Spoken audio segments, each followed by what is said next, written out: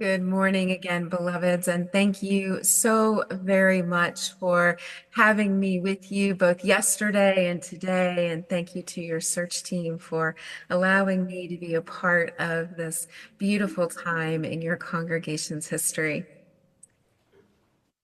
I want to take you back many, many years to, I'm going to say about 12 years ago in a grocery store in the middle of the deep, deep South. I have two mommies, she proudly exclaimed in a resounding voice that only a toddler can muster. You know the one, the kind of voice that demands your attention, but seems to have a permanently broken volume control. There, standing in the grocery checkout line early on a Saturday morning, my daughter Nora had once again decided that the friendly cashier who had simply asked her how old she was obviously really wanted to know if my pigtailed toddler had a mommy and a daddy. This scene had played out over several times in the preceding weeks, in the bank line, at the shoe store, in the doctor's office. Nora seemed to be entirely possessed by this one particular fact of her very young life. And she felt inclined to share that news of having two mommies with anyone who dared to venture within 30 feet of her. Like every time before, this scene played out, much like a scripted play. The cashier's smile skewed a little bit. She looked at me with confusion all over her face, searching. What did you say, honey? And like every time before, I quickly jumped in. Oh, you know, toddlers. Who knows what she says? I swear, I can barely understand her half the time. My, what a beautiful ring you're wearing there. Only this time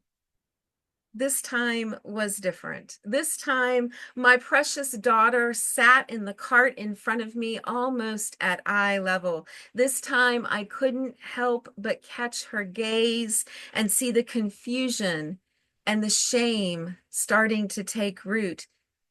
This time, I felt the anguish of a parent realizing that I had just taught my child a lesson that I had sworn I would never teach her, a lesson that I wished I could immediately take back.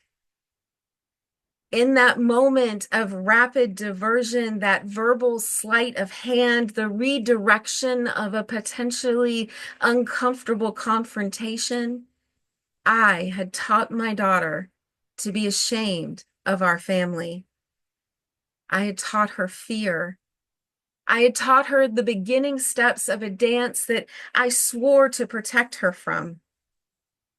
I had made a quick decision in that moment to neatly pack up the moment in a box, to tie it with a pretty ribbon, one that made my existence as both a parent and a lesbian easier for the world to digest, or better yet, just ignore completely. A science teacher once told me that there are no true boxes in nature, that they are a creation of human design to hold and to hide. I wonder sometimes what it is that we're trying to hold or to hide with the various boxes that permeate our lives. Now, from the earliest of ages, we're taught to put things into categories. Any Sesame Street fan or parent or grandparent of a Sesame Street fan probably knows the famous song, "One of these things is not like the other. One of these things just does not belong." I feel like I've spent a lot of my time thinking about where I belong, much like your congregation. We tend to think about these things in the midst of big transitions. Over the last few years, you've been thinking about who belongs there with you, in your community, in your pulpit. And just like with any big move, one of the biggest steps is unpacking all the boxes in order to see what is held or what might be hiding inside of them. Now, I grew up in Alabama, the first grandchild in a very large, very proper Southern family. I studied charm and manners at Miss Elizabeth's Academy for Young Ladies. I attended college. I was active in my community and I performed in voice, theater, and concert symphony. I was the apple of my family's eye, and I sat on a pedestal that was not only high, but precariously grounded in my ability to do no wrong, and for God's sake, do not embarrass the family. Needless to say, my fall from that pedestal was a very long but very quick descent. I was 22 years old when I came out as a queer rights activist on CNN.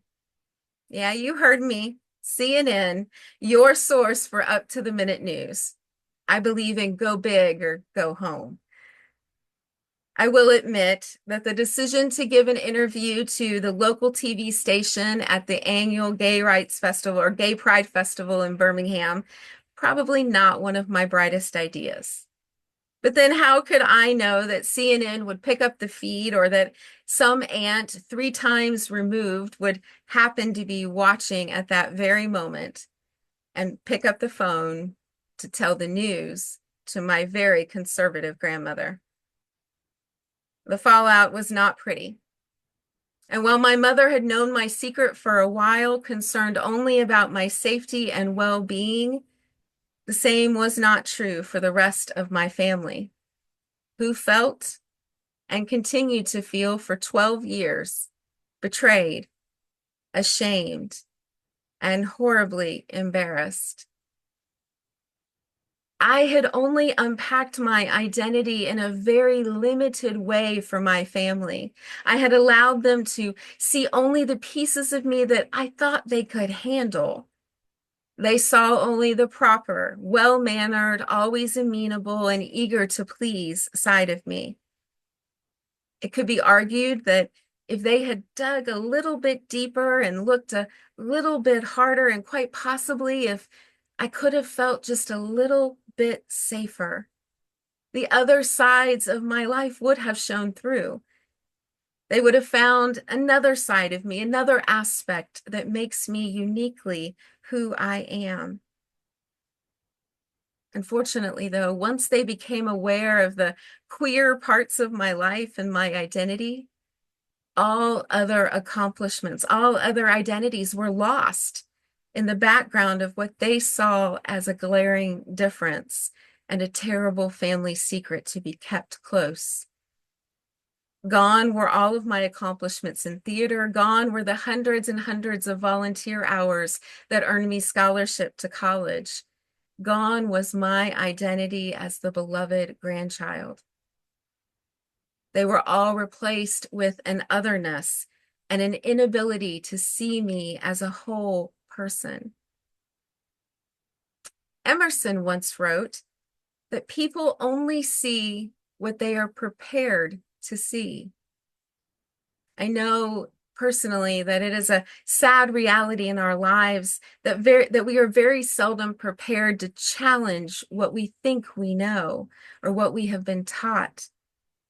We fight against it because change and difference, well, it can be scary. I felt this otherness in many of the spaces I moved in. For a year after finding out that I identify as a lesbian, a very close friend of mine would introduce me by saying, "This is my lesbian friend, Amanda." I could never decide if this was a pronouncement as a badge of honor or if it was a tidy warning label.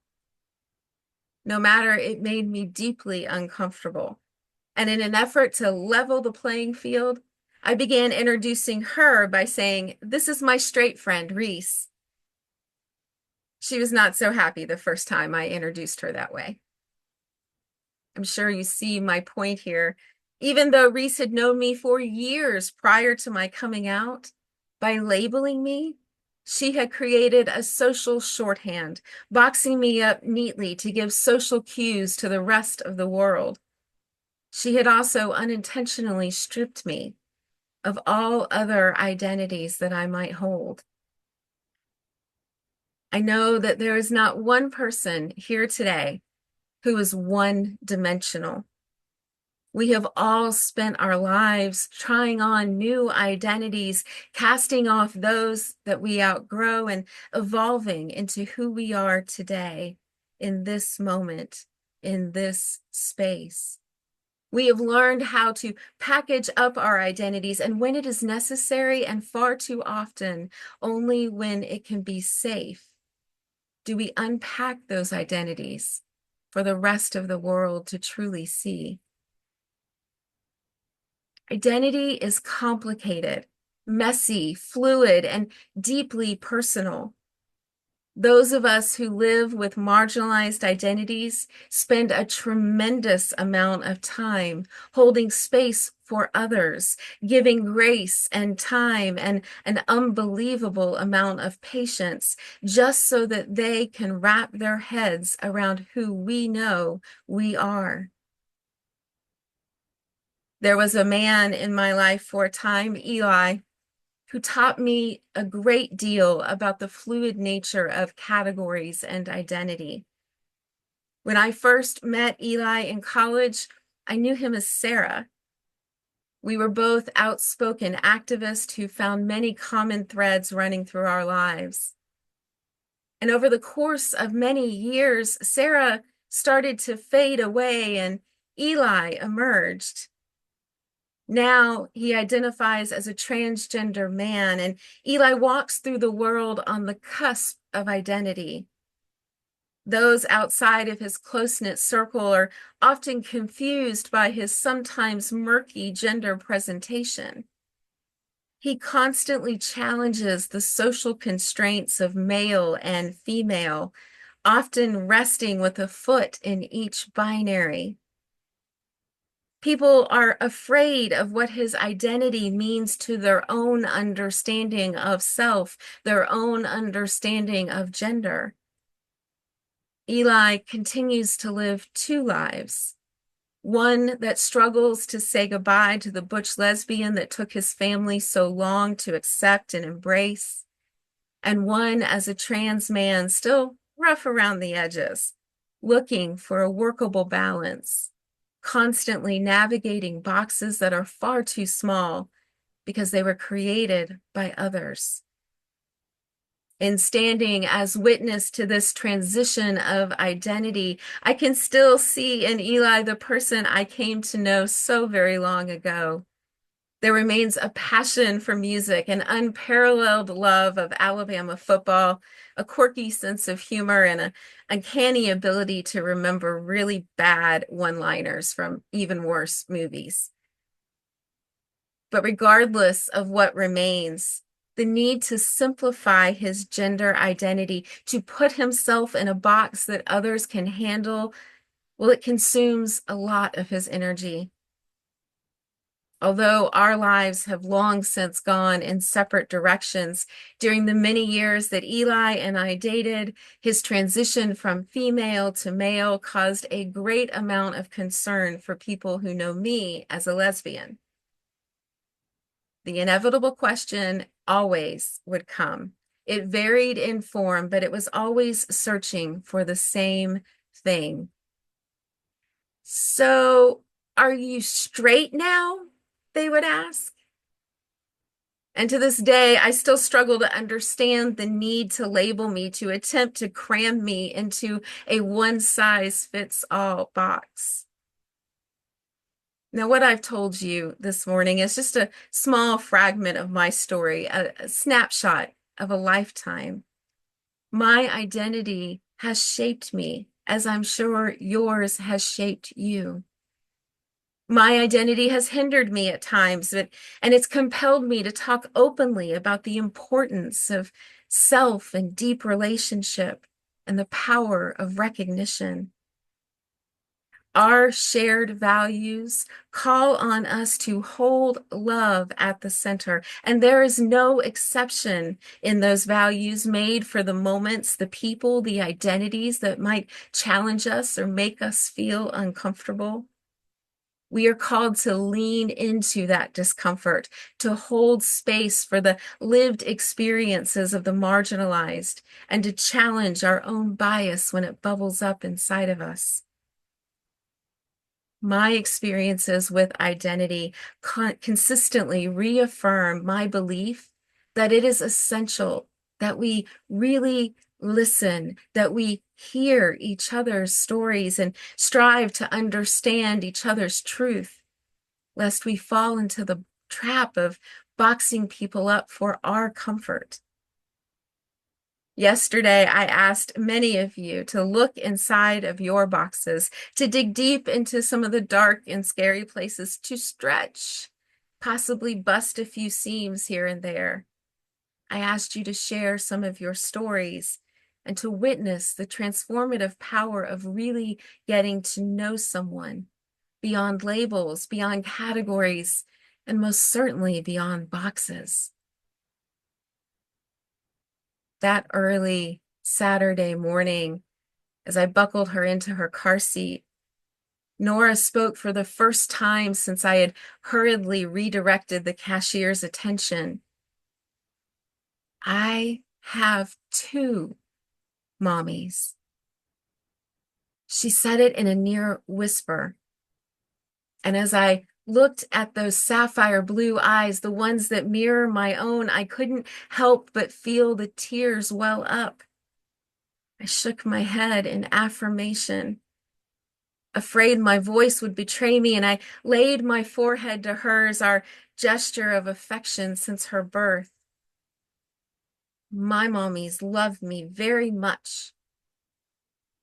She said it with the assured confidence of one who will not be swayed. Yes, I said, very, very much. And it was there, from the heart of a child demanding to be acknowledged for her story, for her identity, separate from my own, that I was reminded again that our work never ends. The stories must continue to be told. The boxes that we pull behind us, the boxes that we struggle to break out of, the boxes where we seek refuge must never be allowed to be the sole measure of our identity. Because there is not a box big enough to contain our messy lives and our ever-changing identities. May you bust out of the boxes imposed upon you, and may you help others do the same. Amen. Blessed be, and Ashe.